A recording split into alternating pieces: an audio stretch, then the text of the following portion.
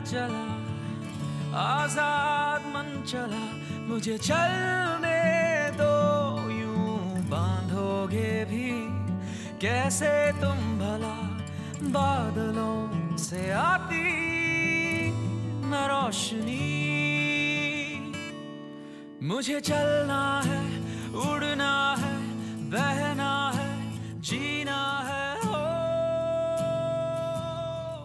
पहली बार पीरियड आए तो मैं मतलब पहला स्कूल में आया हो, तो मेरे को ऐसे लगा कि मेरे कुछ प्रॉब्लम बीमारी हो गई है।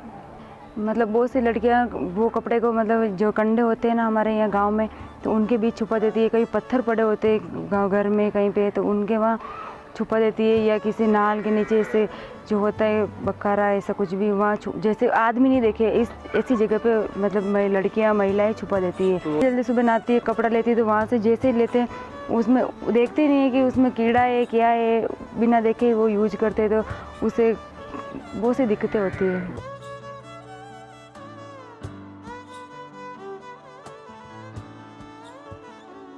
बहुत ज़रूरी है इस विषय पर चुप्पी तोड़ना, बात करना, और इस विषय से जुड़े जितने भी सवाल हमारे मन में हैं, शंकाएं हमारे मन में हैं, उनके ऊपर खुलकर चर्चा करना। हम हमारे प्रशिक्षण में, मुझे याद है कि आज भी लास्ट में एक गतिविधि करवाते हैं और मोतियों का एक ब्रेसलेट बनाते हैं, और उस मोतियों में कुछ 5 या 6 दिन, जितने भी दिन उस लड़की की माहवारी के हैं, वो मोती लाल रंग के उसको अपने ब्रेसलेट में पिरोने पड़ते हैं। और उसके साथ में बाद में एक शपथ लेते हैं कि माहवारी एक गंभीर विषय है जिस पे बात की जानी चाहिए, और इस पे बात करने के लिए ज़रूरी है कि हम चुप्पी तोड़ें और उस पर खुलकर बात करें। तो इस तरह की गतिविधि करवाना बहुत ज़रूरी है, चुप्पी तोड़ना बहुत ज़रूरी है, इस पे बात करना बहुत ज़रूरी है, ताकि इससे जुड़े हुए जो शंकाएं हैं और इससे जुड़े हुए जो कन्फ्यूज़न है उनको दूर किया जा सके।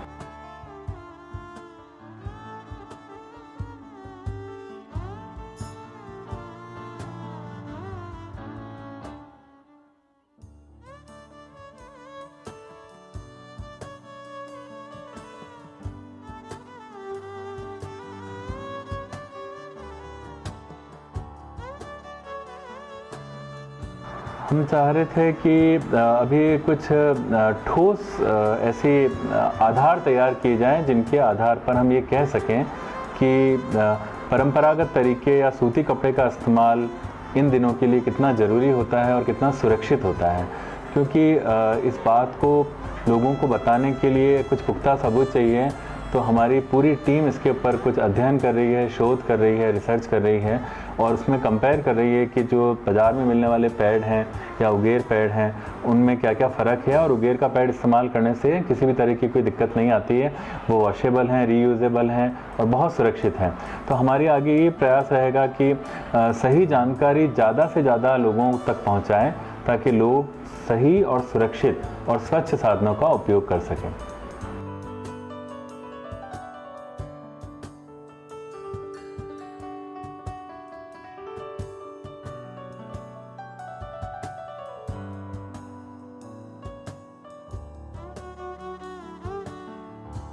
बहुत सारे महत्वपूर्ण मुद्दों की तरह ही इस मुद्दे पर भी निर्णय लेने की प्रक्रिया में निर्णय किसके हाथ में है। अगर निर्णय ज़्यादातर घर में पुरुषों के हाथ में है तो पुरुष को संवेदनशील करना पड़ेगा, महिलाओं के हाथ में है तो महिलाओं को भी संवेदनशील करना पड़ेगा। लेकिन ये बात सच है कि बच्चियां जो गांव में रह रही हैं आज भी इस विषय के ऊपर बहुत से मामलों में डिसीजन उनके हाथ में नहीं है। आज भी वो माँ के बताए गए परंपरागत तरीकों का इस्तेमाल करेंगी या इस विषय पे बात नहीं करेंगी। लेकिन अगर भाई की चलती है और भाई निर्णय लेता है और भाई कहता है कि नहीं, मेरी बहन कॉलेज में भी पढ़ेगी, मेरी बहन इन चीज़ों का इस्तेमाल कर सकती है, अगर मेरी बहन को इस विषय से संबंधित कोई सवाल है तो वो डॉक्टर से संपर्क कर सकती है, नर्स से पूछ सकती है, तो मुझे लगता है कि उसको हमको संवेदनशील करना पड़ेगा, तभी बदलाव आ सकेगा। लड़कों को सेंसिटाइज करना बहुत ज़रूरी है इस विषय पर।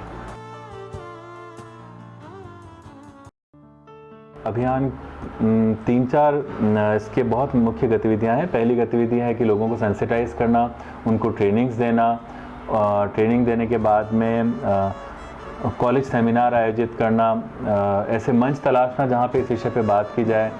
राष्ट्रीय स्तर पे और राज्य स्तर पे इस विषय पे काम करने वाली संस्थाओं के साथ एक नेटवर्किंग स्थापित करना, और सुरक्षित माहवारी के लिए हमारा जो एक ग्रुप है वो एक सुरक्षित और स्वच्छ सैनिटरी नैपकिन बना रहा है, उसको प्रमोट करना।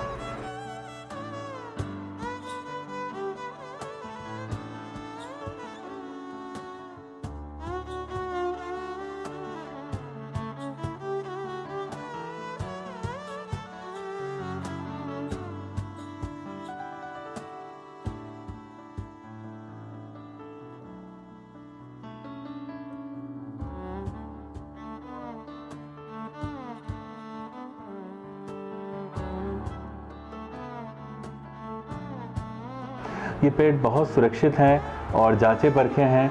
इसमें किसी भी तरह के केमिकल, किसी भी तरह के टेरिकॉट या अन्य कपड़ों का इस्तेमाल, ऐसे कपड़ों का इस्तेमाल या ऐसे प्रोडक्ट का इस्तेमाल नहीं होता है जो कि पर्यावरण के लिए नुकसानदायक हो। ये 100% सूती कपड़े से बने हुए हैं जिसमें किसी तरह के मिलावटी रंग वगैरह नहीं है और ये टेस्टेड हैं।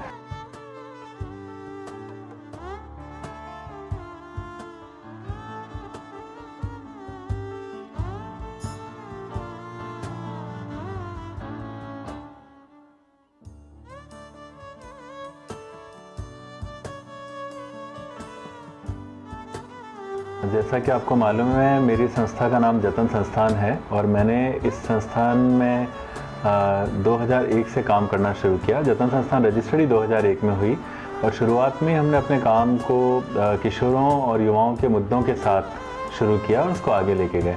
इनमें भी ख़ास तौर पे हमने प्रजनन स्वास्थ्य और संप्रेषण विषय के ऊपर काफ़ी काम किया। आज हमें काम करते हुए 13 साल हो गए हैं और हम लोग युवाओं के, किशोरों के, महिलाओं के मुद्दों पर बहुत काम कर रहे हैं।